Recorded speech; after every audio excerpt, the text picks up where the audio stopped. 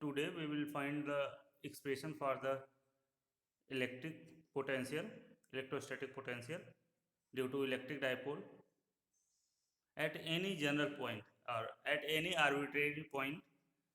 जैसे इसके पहले आपने इलेक्ट्रिक फील्ड में देखा था कि पोटेंशियल जो वो इलेक्ट्रिक फील्ड आपने निकाला था किसी इलेक्ट्रिक डाइपोल की वजह से, तो वहाँ पे दो पॉइंट डिस्कस किया था आपने कि जब पॉइंट जो है डाइपोल के एक्सियल पॉइंट पे एक्सिस पे हो तो उस समय इलेक्ट्रिक फील्ड क्या होगा। अगर पॉइंट जो है इक्वेटोरियल लाइन पे हो, मतलब परपेंडिकुलर लाइन पे हो, जो सेंटर से पास हो रही हो डाइपोल के, तो उस पॉइंट पे इलेक्ट्रिक फील्ड क्या होगा उसको आपने कैलकुलेट किया था। सेम यहाँ पे हमने बताया कि आपको पोटेंशियल कैलकुलेट करना है ड्यू टू इलेक्ट्रिक डाइपोल। और यहाँ पे हमने कोई पॉइंट जो लिया है वो ना तो एक्सिस पे है और ना तो वो इक्वेटोरियल लाइन पे है, ये किसी जनरल पॉइंट पे है। ठीक है ना। तो वहां पे उन इसमें एक ही में दोनों केस आ जाएगा, इक्वेटोरियल और एक्सियल। ठीक है ना, दोनों को हम कर लेंगे जनरल पॉइंट के through. Okay, so let's start. और देखिए सबसे पहले हम अगर सबसे पहले डाइपोल अगर बनाए तो देखिए कैसा होगा। अ,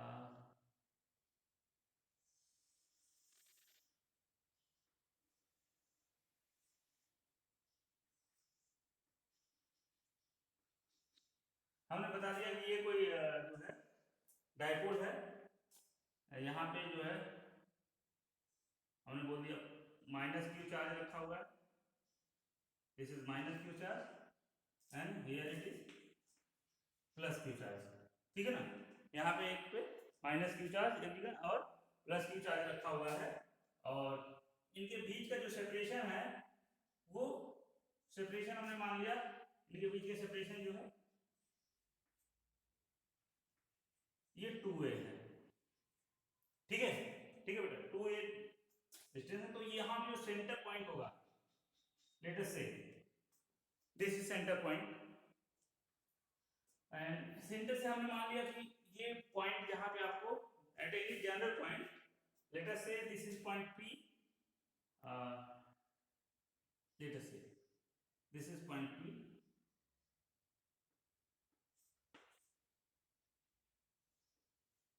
this is point P, which coordinate, polar coordinate is r theta. R theta, that means it is at r distance from the center and inclination is theta. Okay, if we draw a line from its center,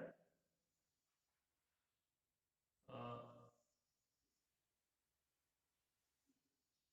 this line,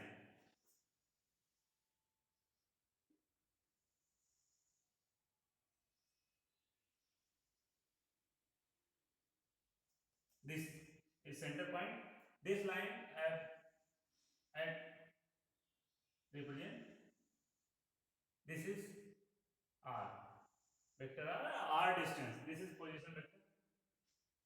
Point P is at r distance from the center and its its inclination is theta. Let us say this point is any point. You assume that as point C, it is center point, and this is let us say this is point A, and this is point B. Plus Q charge placed at point B, and minus Q charge placed at point A. You have to find the potential at point P due to this dipole AB. This is center point, this length is 2a, then this length will be a and this will be also a. Now this is center point, this will be a and this is a. Okay, then you can, okay, this is okay, 2a, that means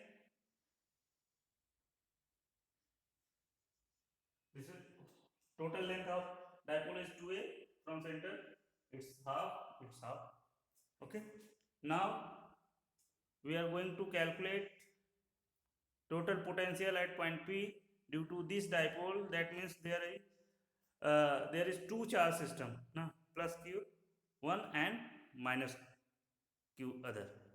So total potential at point P will be the potential at point P due to minus q charge and potential P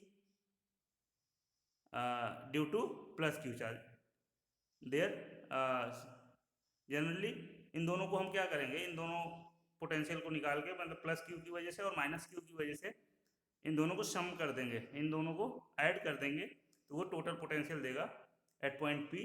क्योंकि आप जानते हैं potential जो है एक scalar quantity है, तो इसमें हमको डायरेक्शन का कोई जो है, क्योंकि इसमें हमको डायरेक्शन का कोई लफड़ा नहीं है, ठीक है ना, डायरेक्शन देखना ही नहीं है क्योंकि ये जो है स्केलर क्वांटिटी है। तो देखिए ये पॉइंट पी हो गया जिसका पोलर कोऑर्डिनेट आर थीटा हो गया। आर थीटा मतलब यहाँ से सेंटर से इसका डिस्टेंस आर हो गया और इंक्लाइनेशन थीटा, और ये ए बी आपका इलेक्ट्रिक डाइपोल है। माइनस क्यू चार्ज जो है पॉइंट ए पे रखा हुआ है और प्लस क्यू चार्ज जो है पॉइंट बी पे रखा हुआ है। ए बी आपका डाइपोल है, यहाँ से सेंटर से बी का डिस्टेंस ए हो गया और सेंटर से ए का डिस्टेंस स्मॉल ए हो गया। अब देखिए अब आपको क्या चाहिए होगा, देखिए पोटेंशियल निकालने के लिए किसी पॉइंट का आपको क्या चाहिए, यही फार्मूला है 1/4 ना q/r। ठीक है, ध्यान से देखिए ये माइनस क्यू है, ये प्लस क्यू है। अब यहाँ पे अगर मैं बोलूँ आपसे कि क्या कैलकुलेट करें, ये तो कांस्टेंट है 1/4 सब में रहेगा। क्यू जिसकी वजह से आप पोटेंशियल निकालना है, अगर यहाँ पे माइनस क्यू की वजह से निकालना है तो इसको रखेंगे माइनस क्यू को, प्लस क्यू की वजह से निकालना है तो प्लस क्यू को रखेंगे। और लेकिन ये आर क्या है, जिस पॉइंट पे आप इलेक्ट्रिक पोटेंशियल निकाल रहे हैं, ठीक है ना, इलेक्ट्रोस्टैटिक पोटेंशियल जिस पॉइंट पे आप निकाल रहे हैं उस पॉइंट से इस चार्ज का जो है डिस्टेंस है। तो देखिए यहाँ पे इस पॉइंट पे, यहाँ पे चार्ज ये है और इस पॉइंट पे आप निकाल रहे हैं इलेक्ट्रिक पोटेंशियल, तो यहां से इसका डिस्टेंस आपको चाहिए होगा, ये वाला डिस्टेंस,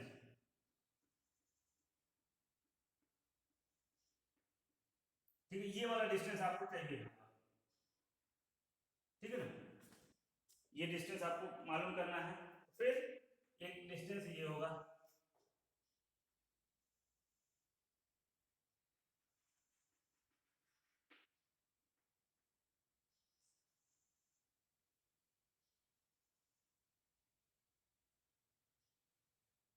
ठीक है, ये डिस्टेंस ये कैलकुलेट करना पड़ेगा और आपको एक डिस्टेंस ये कैलकुलेट करना पड़ेगा, ठीक है ना।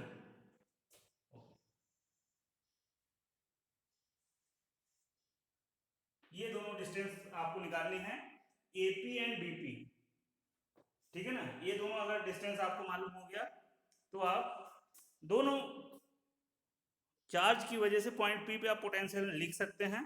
अब पोटेंशियल अगर लिख सकते हैं तो दोनों को ऐड कर देंगे तो वो टोटल पोटेंशियल होगा एट पॉइंट पी, ठीक है ना। तो अब हम लोग थोड़ा सा चलते हैं। देखिए अगर मैं बोलूं आपसे कि ठीक है, यहाँ पे जो है हम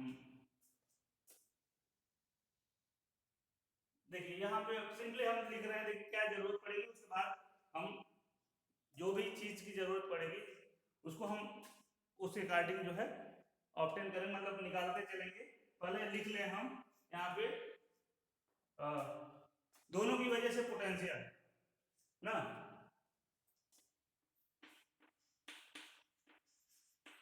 potential at point P due two plus Q charge, plus Q charge की वजह से यहाँ पे पोटेंशियल क्या होगा भाई, V due two plus Q charge, ठीक है, ऐसे लिख दें हम तो आपको कंफ्यूजन भी नहीं होगा, V1 V2 का कोई लफड़ा नहीं। ये V प्लस क्यू यहाँ पे पॉइंट P पे लिखना है। तो अब जानते हैं 1/4 Q बाई आर ना, 1/4 Q मीन्स ये ना प्लस Q है, Q by R, R that means distance of this point, distance of this point from P, जहां पे चार्ज है P से उसका डिस्टेंस क्या है। तो इसको मैं अभी सिंपली लिख रहा हूं BP, ऐसे लिख दूं BP, दिस इज इक्वेशन 1। अब आपको BP कैलकुलेट करना है यहाँ पे, तो आप यहाँ प्लेस कर देंगे तो ये टोटल मतलब एग्जैक्ट आ गया, कोई अननोन नहीं है, बस यहाँ पे अननोन अभी ये है। इसी प्रकार से आप इसकी वजह से पोटेंशियल लिख लीजिए, ठीक है ना, potential at P due to minus Q charge, ठीक है ना, potential at P due to minus Q charge, it will be simply, इसको भी मैं ऐसे लिख दे रहा हूं V माइनस क्यू, कोई दिक्कत नहीं होगा, कोई लफड़ा नहीं, ठीक है ना, क्लियर है, V प्लस क्यू और V minus Q, 1/4 pi epsilon naught. अब देखिए यहाँ पे क्या है माइनस, ठीक है ना,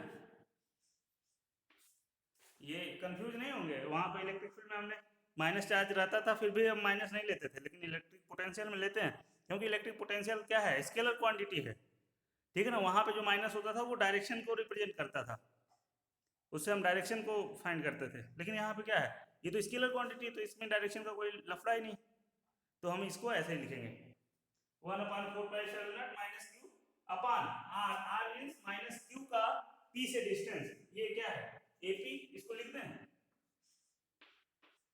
AP,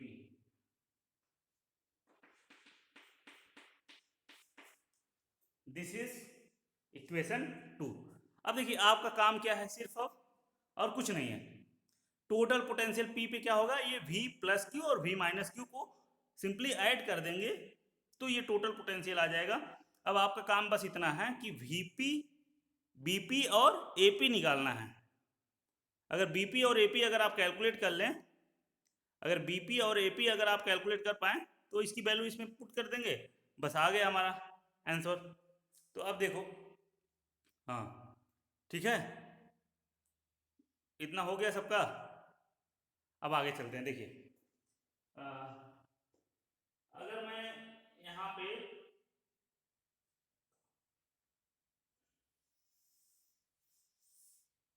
आपको बताऊं कि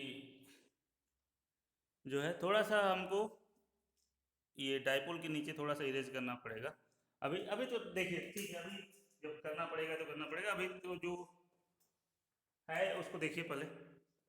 देखिए यहाँ से एक मैं आपको थोड़ा सा, आपको प्रीवियस क्लास 10 में ज्योमेट्री में आपने कुछ पढ़ा होगा, उसको थोड़ा सा रिकॉल कराएंगे हम। देखिए क्या है, जैसे मान लीजिए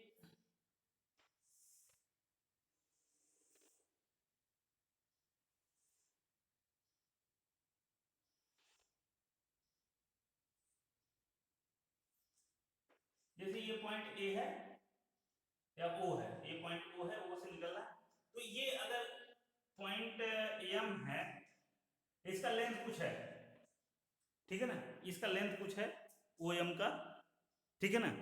अब दूसरा वाला जो है वो उससे ज्यादा लेंथ है, हम इस वाली लाइन से अगर इस वाली लेंथ के इक्वल लाइन हम निकालना चाहते हैं तो क्या करते हैं, इस पॉइंट से हम क्या करते हैं, इस पॉइंट से अगर एक यहाँ पे नॉर्मल ड्रा कर दें, ऐसे ऐसे ऐसे करें कि यहाँ पे ऐसे राइट एंगल बने दूसरी वाली लाइन पे, जिस पे आपको इसके इक्वल निकालना है लेंथ, तो एम से जो है इस वाली लाइन पे हमने एक लाइन ड्रा किया ऐसे, जो कि यहाँ पे 90 डिग्री बना रहा है, ये वाली लाइन इस पे जाके परपेंडिकुलर होगा 90 डिग्री, तो ये वाला जो लेंथ होगा वो इसके इक्वल होगा, तो यहाँ पे जो n अगर आपने बना दिया पॉइंट n, तो ओ एम जो है वो ओ एम के इक्वल होगा। ओ एम जो है यहाँ पे इस वाले केस में ओ एम जो है ओ एन के इक्वल होगा। ठीक है, तो ये ज्योमेट्री में आपने देखा होगा कभी। तो इतना ही पॉइंट हम यूज करेंगे इसमें, और कुछ नहीं है। ठीक है ना, कि अगर किसी एक लाइन सेगमेंट से जो है किसी दूसरी लाइन सेगमेंट पे एक लाइन परपेंडिकुलर ड्रा की जाए, दूसरे सेगमेंट को जो है वो लाइन जो है जो ड्रा की गई वो 90 डिग्री बना रही हो, ये वाली लाइन, तो ये जो दोनों लाइन सेगमेंट होंगे दोनों का लेंथ जो है इक्वल होगा। ठीक है, इतना सबको समझ में आ गया। ठीक है, देखिए अब उसी का हम यूज करेंगे यहाँ पे। देखिए यहाँ पे अगर मैं बोलूं ये पॉइंट, ये पूरा डिस्टेंस क्या है, ये हम बोल दें सी जो है सेंटर है, सी से पी का डिस्टेंस, सी पी क्या है, आर है। ठीक है ना, अब देखिए अगर ये हमको बीपी कैलकुलेट करना है, तो जैसे ये लाइन हो गई और वैसे ये लाइन, ये दोनों लाइन आप देख लीजिए, ये वाली लाइन इससे हम अगर यहाँ पे परपेंडिकुलर ड्रा कर दें,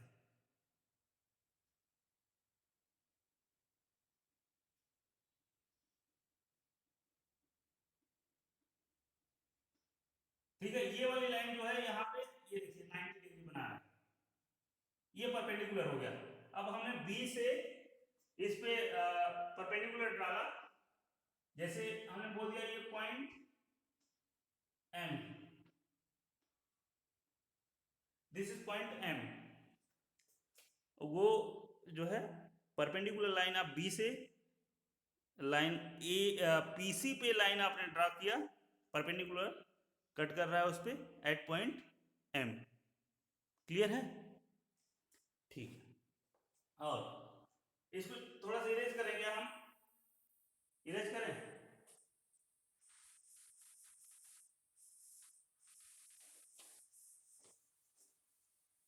ठीक है, अब देखिए जरा, अगर मैं इस वाली लाइन को अगर पीछे की तरफ थोड़ा सा बढ़ाएं,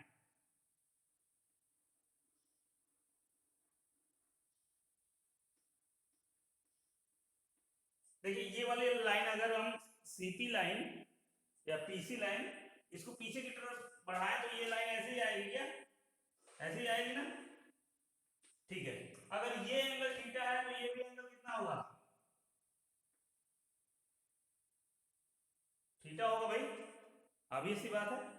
अरे भाई यहाँ पे देखो, अगर ऐसे है ये एंगल जितना होता है उतना ये एंगल ये होता है, दोनों एंगल बराबर होते हैं, तो वही तो है। तो ये एंगल और ये एंगल दोनों इक्वल होंगे, और सी को थोड़ा सा हम इधर बना दें, ये पॉइंट सी हो गया। ठीक है ना, ध्यान से देखिए, पॉइंट सी हो गया सेंटर, और ये अब देखिए यहां से आपको चाहिए एपी के इक्वल, तो एपी से इस लाइन पे अगर हम परपेंडिकुलर ड्रा कर दें,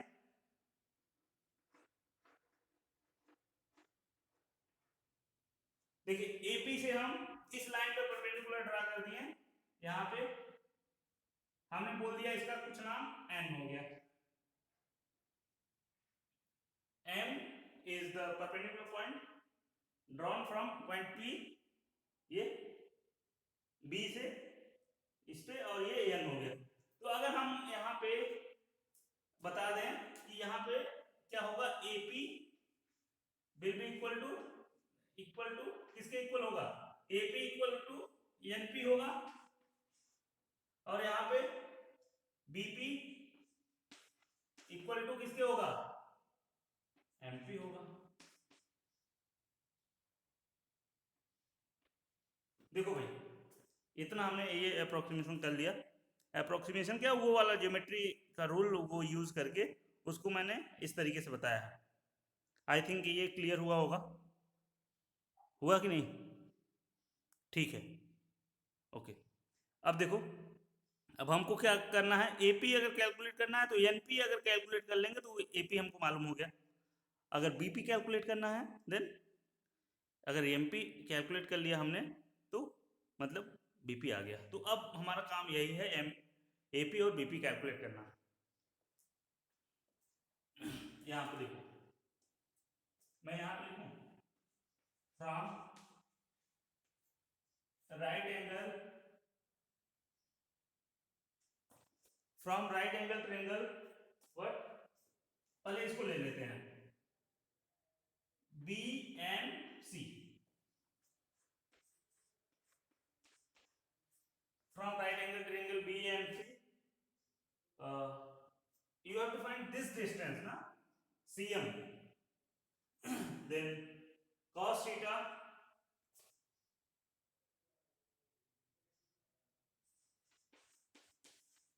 cos थीटा क्या होता है भाई, base upon hypotenuse. cos theta क्या होता है, बेस अपॉन हाइपोटेन्यूज। तो ये परपेंडिकुलर हो गया, देखो ये परपेंडिकुलर हो गया, तो ये बेस होगा और ये हाइपोटेन्यूज होगा, ये बेस होगा ये हाइपोटेन्यूज होगा। बेस मतलब mc, this is base your mc and this is hypotenuse मतलब a। डायरेक्ट मैं लिख दूं ए ना, ये BC CB जो है इसकी वैल्यू ए है, तो हमने यहां पे लिख दिया और MC will be a cos theta, a cos theta, MC will be a cos theta, so and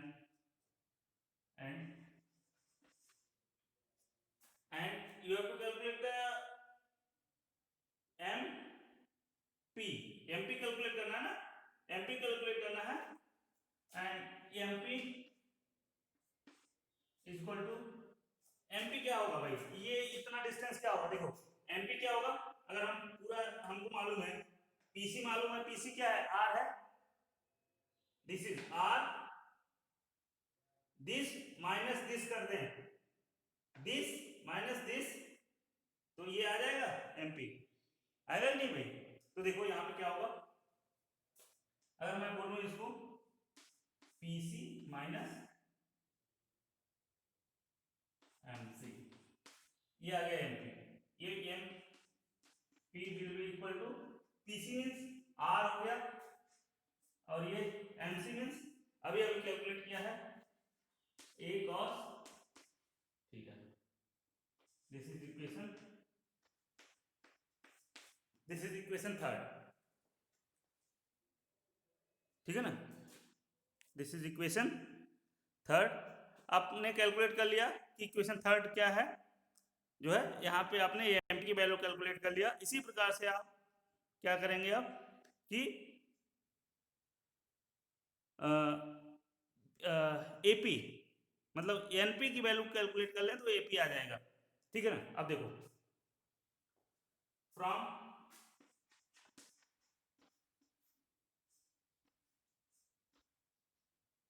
अब पहले एक बार सुन लो ना, इसके बाद अभी कुछ देखना।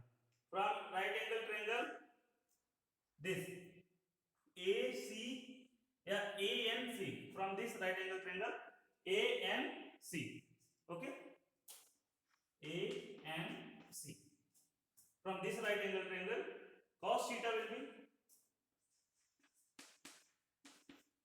yes, cos theta will be base upon hypotenuse, base this hypotenuse this MC base, अब अगर हम लिखें सॉरी base this MC, ये परपेंडिकुलर है ना भाई, this is perpendicular and this will be the base and this is hypotenuse, तो मैं इसको लिख दूं MC upon A, any doubt, is it clear, okay, then you can find the value of NC will be A cos theta, okay, NC की value क्या हो जाएगी A cos theta।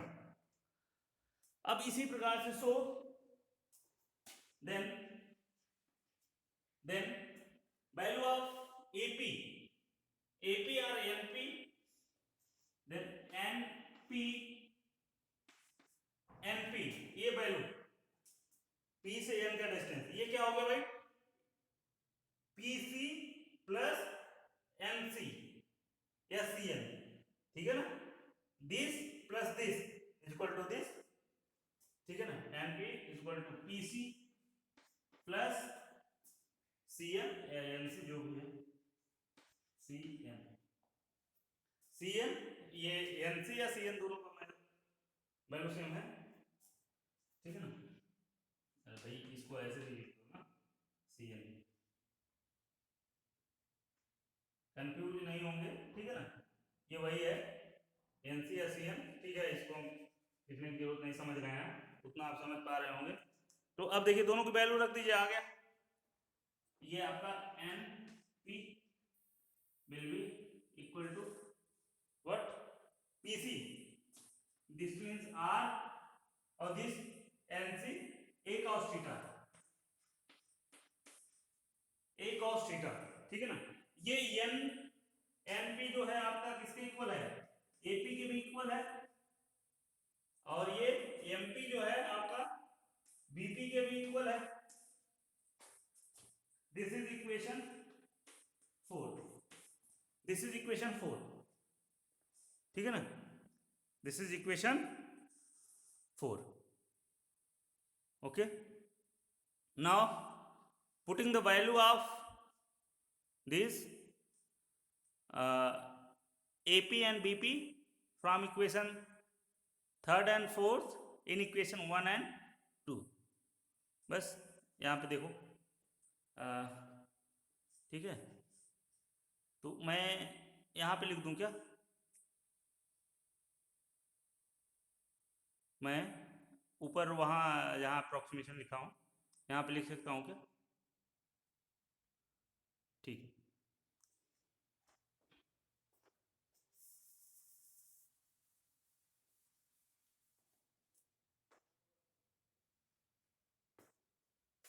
Putting the value of,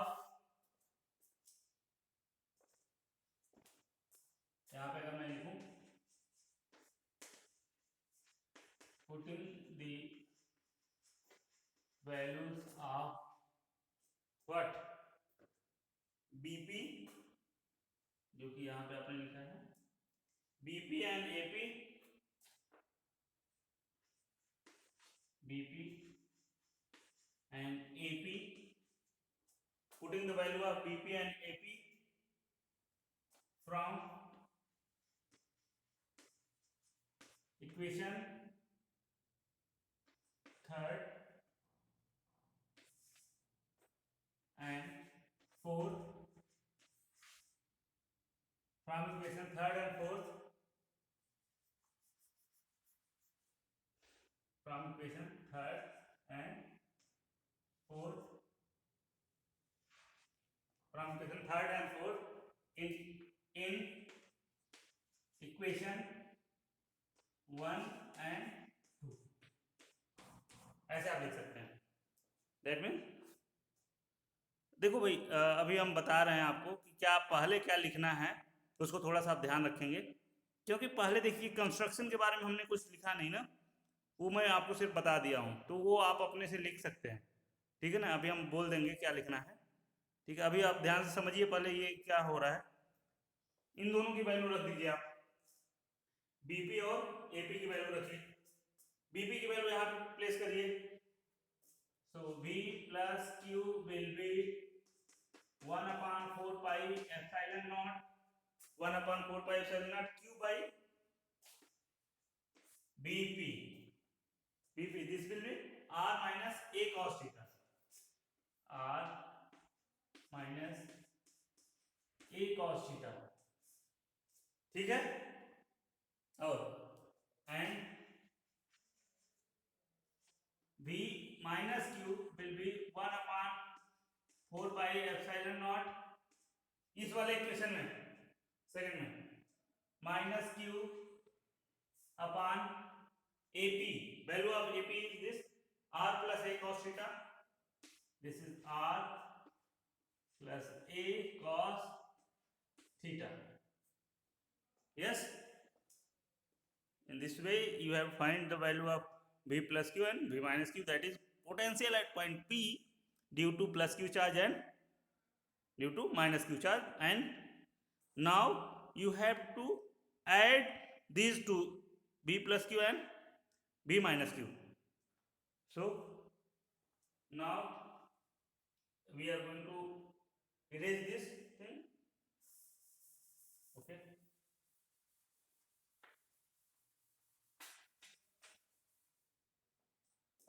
Now total potential, at, भाई ये इसको mix नहीं करेंगे, ठीक है ना। देखो हम थोड़ा सा करते जा रहे हैं, थोड़ा सा आप ध्यान रखेंगे कौन किधर है, ठीक है ना। ये हो गई, ठीक है। ये लिखते इधर नहीं जाना है, ये लक्ष्मण रेखा हो गई, ठीक है। इसके इधर नहीं घुसना है, ये माइनस क्यू इसका है। Now potential, now total potential at point P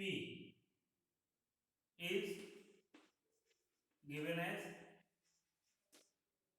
V will be V due to plus Q plus V due to minus Q, ठीक है ना। ये total potential at point P होगा ऐसे।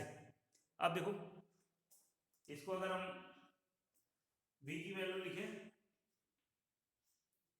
प्लस Q और minus Q, पहले देख लो दोनों में से जो कॉमन होगा उसको हम कॉमन निकाल लेते हैं। 1/4π यहाँ पे भी है, 1/4π यहाँ पे भी है, Q यहाँ है, Q यहाँ है, दोनों से बाहर आ जाएगा। तो इसको हम लिख दें क्या, Q/4πε0। अंदर क्या बचा भाई, Q/4πε0, Q/4πε0 यहाँ से आ गया, यहाँ क्या बचा 1/r minus a cos theta, r minus a cos theta, ठीक है। प्लस, और ये माइनस माइनस बनाएगा, यहां से हमने लिख दिया minus 1/, this r plus a cos theta. देखो आप तो एकदम सिंपल आ गया, कैलकुलेशन करना है बस, इसको आप बड़े अच्छे से कर सकते हैं, लेकिन फिर भी हम कर देंगे, डोंट वरी। देखो मैं इधर इरेज करूं, ठीक है, मैं इधर इरेज करूं तो इधर लिख सकता हूं। तो देखो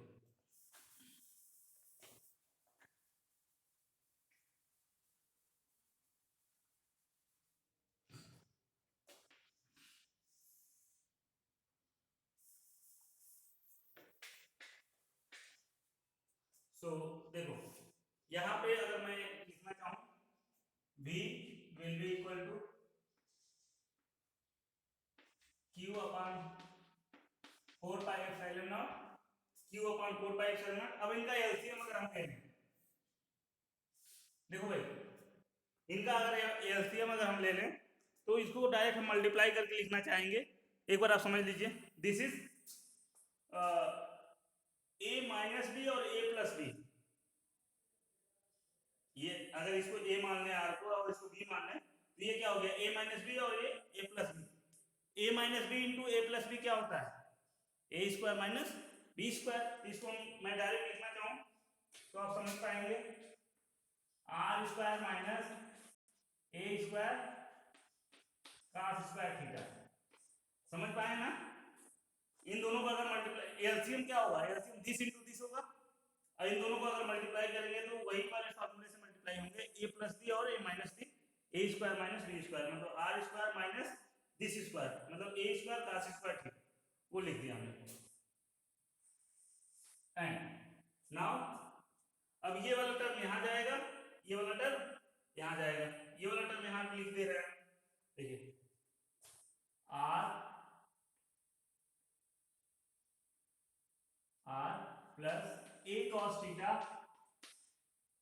माइनस, ध्यान से देखिए मैं इसका ब्रैकेट ओपन कर रहा हूं, इसका अगर ब्रैकेट मैं ओपन करूंगा ये माइनस जो है अंदर जाएगा, minus r plus a cos theta बनाएगा इसको, ठीक है ना। देखिए ये माइनस जब यहां जाएगा ये r को माइनस करेगा और इसको प्लस करेगा, इसको मैं डायरेक्ट लिखूं minus r plus A cos theta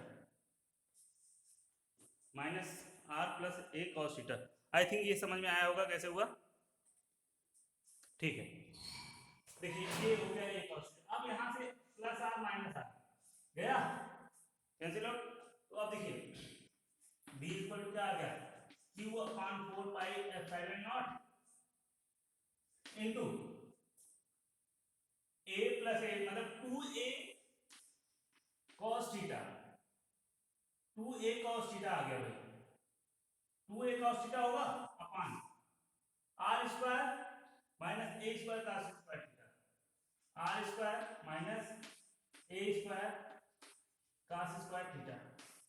ध्यान से देखिए, अगर मैं यहाँ पे q इंटू 2a को एक साथ अगर लिखूं, q इंटू 2a को एक साथ लिखूं तो इसको क्या मैं बोल दूंगा, p, p that means dipole moment, p equal to q into 2a, जो आप देखे थे। ठीक है, तो ऊपर p हो गया और नीचे क्या है, आर स्क्वायर माइनस ए स्क्वायर का स्क्वायर थीटा।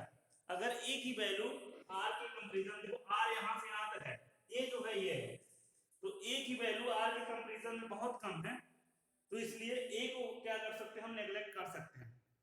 ठीक है ना, तो यहाँ से हम दोनों अप्रोक्सीमेशन एक साथ यूज कर रहे हैं ना, इसकी वैल्यू रख दे रहे हैं अप्रोक्सीमेशन में, ये वाला अप्रोक्सीमेशन है, इसकी तो वैल्यू आपको मालूम है, तो इसको मैं लिखूं 1/4 पाई एप्सिलॉन नॉट p, समझ में आया कैसे करना है, p cos theta upon r square. This is your expression I have used here, since p is equal to q into 2a, I think it is visual, yes, p is equal to q into 2a और and r is very greater than r is very greater than a, that's why we are neglecting here a in comparison to the comparable to r। Okay, देखो ये आ गया इसका आपका expression भाई, ये आ गया expression आपका, इट इज वेरी इंपॉर्टेंट। ठीक है ना, अब देखो इसी में मैं डिस्कस करना चाहूंगा दोनों एक्सियल और इक्वेटोरियल, बस एक लाइन में 1 मिनट में दोनों हो जाएगा। देखिए कैसे होगा, केस फर्स्ट, यहां पे मैं लिख दूं क्या, case first when point P is on axial point on the axis of dipole, when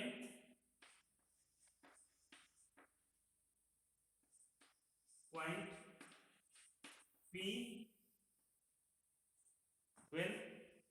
P is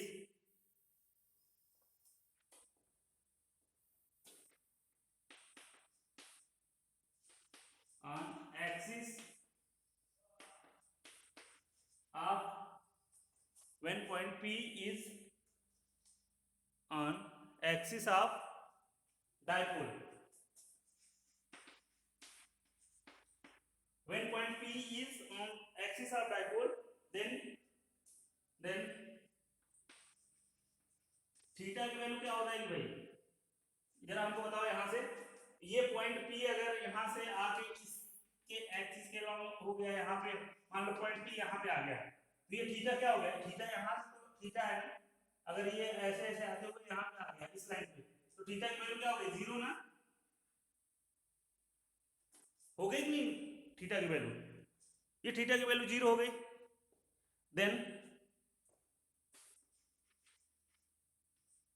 then potential at this point, axial point पे पोटेंशियल क्या हो जाएगा, V will be 1/4 pi epsilon naught, 1/4 pi epsilon naught. अब देखो यहाँ पे theta के स्थान पे क्या रखेंगे, 0, cos 0 की वैल्यू 1, तो ये क्या हो गया, P upon r square. This is potential at axial point, this is potential at axial point। ठीक है भाई, this is potential at axial point। अगर एक्सिस पे पोटेंशियल पूछा जाएगा डाइपोल के तो क्या होगा, v equal to 1/4πε0 p upon r square. Okay, अब एक लाइन में आप लगे हाथ इक्वेटोरियल का भी बता ही दो, क्या होगा इक्वेटोरियल का, बताओ। देखो यहां पे मैं बता दूं आपको, देखो यहां पे मैं अगर बताऊं case second at point B at equatorial point, when point P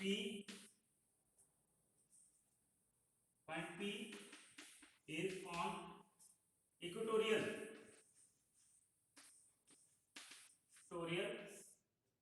plane या इक्वेटोरियल लाइन, ठीक है ना। इक्वेटोरियल प्लेन मतलब ये वाली प्लेन, देखो ध्यान से देखो, ये यहां पे जब होगा ये थीटा कितना हो जाएगा, ऐसे आके ये थीटा हो जाएगा ना, ये थीटा कितना हो जाएगा 90 डिग्री।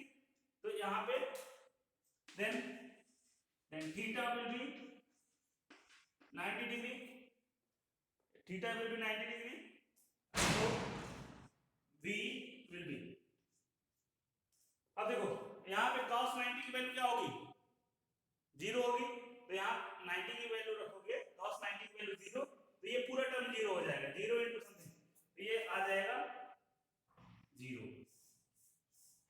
तो देखो ये बहुत ही इंपॉर्टेंट पॉइंट है, कभी कभी आपसे पूछ देता है इक्वेटोरियल प्लेन पे जो है डायपोल के इक्वेटोरियल प्लेन पे जो है कितनी पोटेंशियल होगी, कोई पॉइंट दे देगा, बोलेगा ये पॉइंट जो है इक्वेटोरियल प्लेन है, ये बताइए भाई कि इस पे पोटेंशियल कितनी होगी, तो आपको बतानी है। तो कुछ नहीं सोचना है, इक्वेटोरियल प्लेन पे इक्वेटोरियल लाइन पे कोई भी पॉइंट है तो वहां पे पोटेंशियल जो है हमेशा 0 होगा ना। ये 0 क्यों होगा,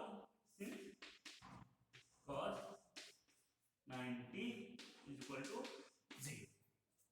I think it will be more clear. और यहाँ पे जो है आप देख पा रहे होंगे cos 0 की वैल्यू 1 होती है, ठीक है ना। ये everything is clear. Now we are talking to you about the prescription या फिर अबाउट द डायग्राम ना, जो पहले आपने ड्रॉ किया था, तो उसमें क्या लिखेंगे, जैसे पहले आपने स्टार्ट किया we have to find the, देखो डायपोल बना दिया, आप डायपोल के बारे में लिख दोगे, let us consider a dipole A B in which minus q charge placed at point minus q charge placed at point A and plus q charge placed at point B, वो आप लिख देंगे। And there is a point any point P which coordinate is r theta, any general point P which is at r distance and theta inclination from the center of dipole, where we have to find the potential due to this dipole, ठीक है ना। now the total potential at this point P due to this dipole will be the potential at point P due to plus q charge and potential due to minus q charge, ठीक है ना। ये सब आप लिख सकते हैं। और ये अप्रोक्सीमेशन जो लिखा है ना कि यहाँ पे AP जो है NP की इक्वल होगा, BP जो है MP की इक्वल होगा, वो कैसे होगा वो भी हमने बता दिया, ठीक है ना। तो इस प्रकार से आप लिख सकते हैं क्लियरली, कोई दिक्कत नहीं होगा, आपके पास शब्दों का भंडार है, ठीक है ना। तो